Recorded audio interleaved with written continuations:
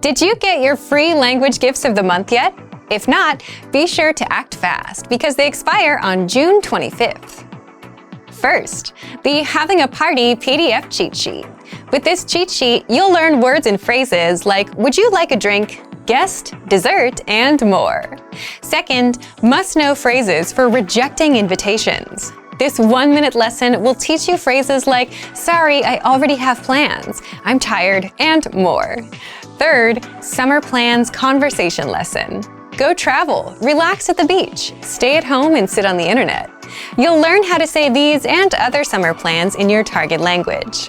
Fourth, must-know Father's Day vocabulary. Can you say Father's Day in your target language? You'll be able to with this quick 1-minute vocabulary lesson. Fifth, the Summer Season Writing Workbook. With this printable PDF, you'll learn all the must-know summer words and phrases. And you'll be able to practice writing the phrases out as well. Download it for free right now. And sixth, tired of apps that just teach you random words? With our innovative language learning app, you learn through conversations and start speaking in minutes because our conversation lessons are just 3 to 15 minutes long. Learning is that easy.